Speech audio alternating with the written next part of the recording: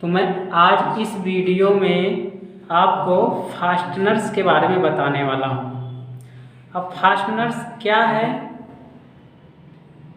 और इस किसे कहते हैं, इन्हीं सब चीज़ों के बारे में बताएंगे। आपका जो ये चैप्टर है, चैप्टर का नाम बंधक यानी कि फास्टनर्स है। इन्हीं के बारे में हम बात करने वाले हैं। तो सबसे पहले आप देख रहे हैं कि जिसके बारे में हमको बताना है, जैसे परिचय और फास्टनिंग के प्रकार। अब फास्टनिंग के प्रकार यानी कितने प्रकार के होते हैं उसके बारे में भी मैं बात करूंगा।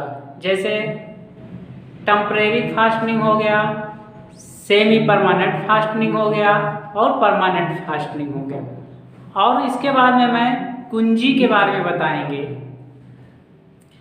कुंजी के बारे में यानी कुंजी का वर्गीकरण यानी कुंजी का वर्गीकरण के भी बारे में बताएंगे। इन्हीं सारी चीज़ों के बारे में आज मैं इस वीडियो में बात करने वाला हूँ। तो चलिए हम फास्टनर्स का परिचय बताते हैं, यानी कि इसका इंट्रोडक्शन क्या है। इन्हीं के इंट्रोडक्शन से हम शुरुआत कर रहे हैं। तो आइए मैं इसका परिचय बता रहा हूँ। यानी इंजीनियरिंग उद्योगों में मशीन के विभिन्न पार्ट्स को एक साथ जोड़ने के लिए जिन साधनों का प्रयोग किया जाता है उन्हें फास्टनर्स अर्थात बंधक कहते हैं।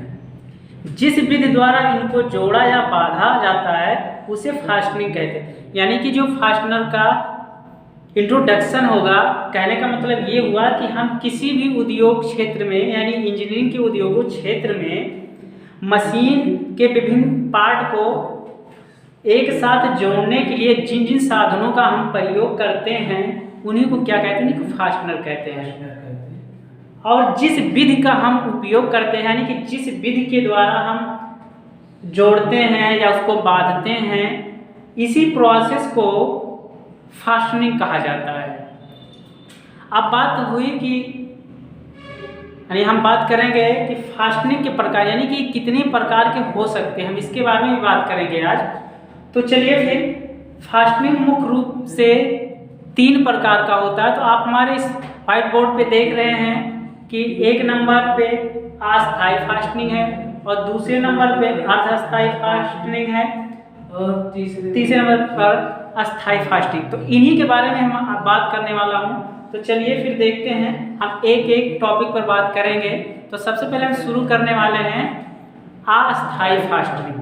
तो अस्थायी फास्टनिंग के बारे में मैं बताऊंगा कहते किसे हैं और इसका एग्जाम्पल भी बताऊंगा। इन सारी चीज़ों के बारे में आपको इस वीडियो में बताने वाले हैं। तो अस्थायी फास्टिंग, चलिए देखते हैं कि अस्थायी फास्टिंग किसे कहते हैं। इसका मैं डिफिनेशन आपको बता रहा हूँ। आप हमारे वीडियो को ध्यानपूर्वक सुनिए, तभी आप समझ पाएंगे कि अस्थायी फास्टिंग किसे कहते हैं। इस प्रकार की फास्टनिंग में यानी इस प्रकार की फास्टनिंग में मशीन के अलग अलग भागों को अस्थायी रूप से जोड़ा जाता है, अर्थात प्रयुक्त फास्टनरों को बिना नुकसान के खोला या जोड़ा जा सकता है। इस विधि में मशीन पार्ट्स को भी नुकसान नहीं होता है।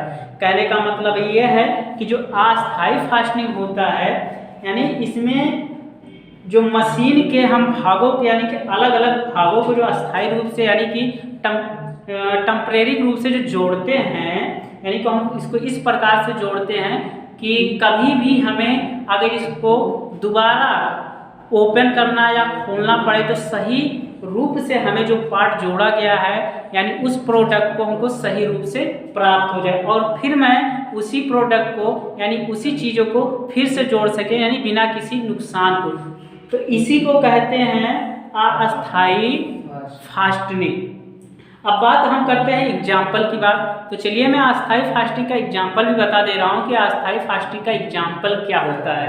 तो जैसे आप देखे होंगे नट और बोल्ट, आप कभी भी नट बोल्ट को देख रहे हैं तो नट बोल्ट में होता क्या है कि जब भी हम चाहें नट बोल्ट को एक जगह टाइट कर सकते हैं और दोबारा भी उसको खोल सकते हैं, यानी कि इसीलिए अस्थायी फास्टनिंग इसे कहते हैं। तो और एग्जाम्पल में देख लीजिए, नट बोल्ट हो गया, स्क्रू भी हो गया, पिन हो गया, कटर हो गया, वाशर आदि सभी फास्टनरों को अस्थायी फास्टनर कहते हैं।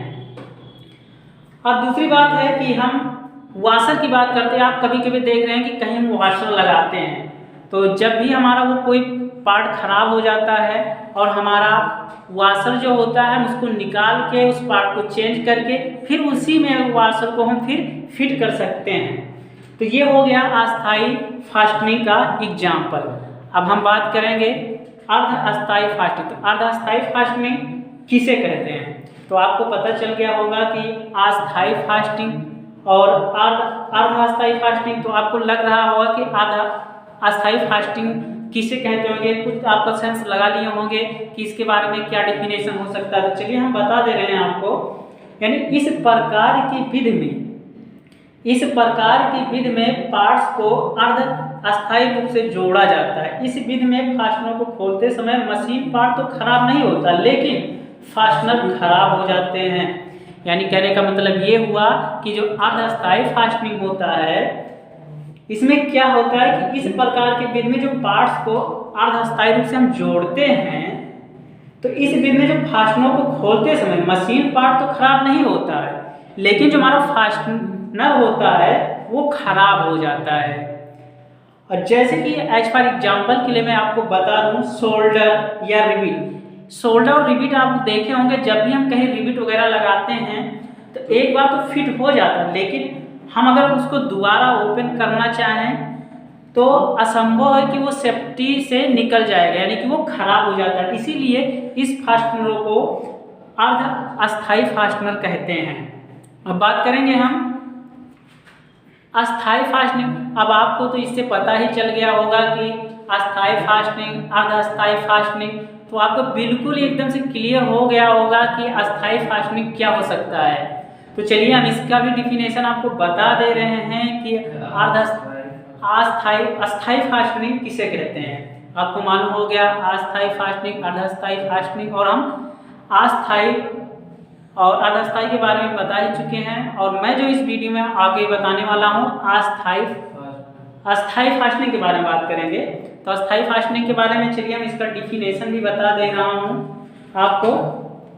तो चलिए शुरू करते हैं अस्थायी फास्टिंग यानी परमानेंट फास्टिंग के बारे में। तो परमानेंट फास्टिंग क्या होता है इसमें हम बताने वाले थे कि इस विधि में पार्ट को अस्थायी रूप से जोड़ा जाता है। इसमें पार्ट्स को खोलते या अलग करते इसमें जाप तथा फास्टनर दोनों खराब हो जाते हैं। अब आपको इससे क्लियर हो गया होगा कि अस्थायी फास्टिंग, अर्ध अस्थायी और अस्थायी फास्टिंग में क्या डिफरेंट है। यानी कहने का मतलब जो होता है अस्थायी में आपको बताए हैं, अर्ध अस्थायी में बता दिया। अब अस्थायी का मतलब ये होता है जो भी हम अस्थायी और अर्ध अस्थायी का डिफिनेशन है बिल्कुल उसका अस्थायी फास्टनिंग अपोजिट होगा।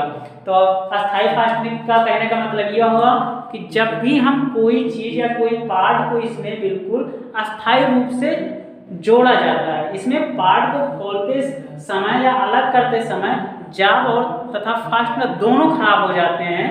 जैसे कि एज फॉर एग्जाम्पल के लिए मैं आपको बता दूं, वेल्डिंग या ब्रेजिंग। आप कभी देखे होंगे वेल्डिंग करते समय जब वेल्डिंग कर दिया जाता है किसी जॉब पे, अगर हम उसको चाहें अलग करें तो या तो हमको तोड़ना पड़ेगा या तो काटना पड़ेगा। यानी कहने का मतलब जाब और फास्टनर हमारा दोनों खराब हो जाएगा। तो मैं आपको इस वीडियो में आपको बता दिया परिचय फास्टनर्स के परिचय और फास्टिंग के प्रकार, ये तीनों मैं आपको बता दिया कितने कौन कौन से प्रकार के होते हैं। और मैं आपको इसी चैप्टर का है, इसी एक्सरसाइज का है कुंजी, यानी कि कुंजी। अब हम बात करें, आपने कुंजी का नाम तो बहुत सुना होगा, ताला कुंजी, उसी सेम टू सेम वही चीज है कुंजी। यानी कि हम अब बात करेंगे कि कुंजी क्या होता है। तो कुंजी के बारे में हम बात करेंगे।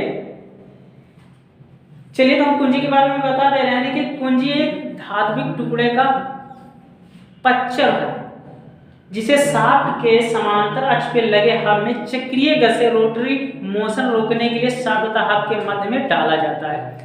कुंजी की माप लंबाई, चौड़ाई व मोटाई शाफ्ट के व्यास के अनुसार रखी जाती है।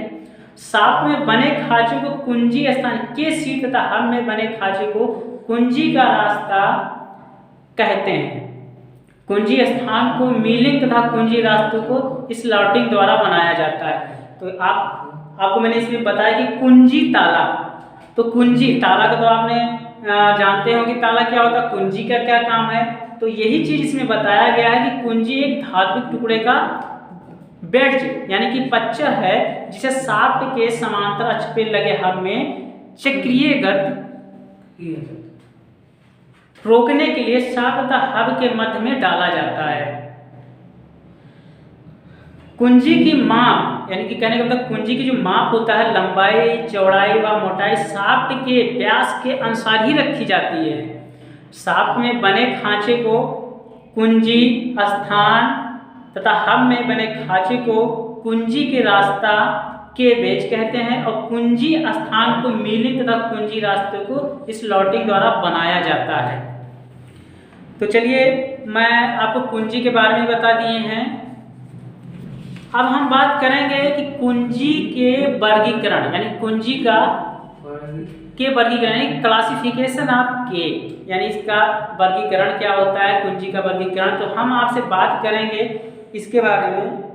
तो चलिए आपको बता दें कुंजी का वर्गीकरण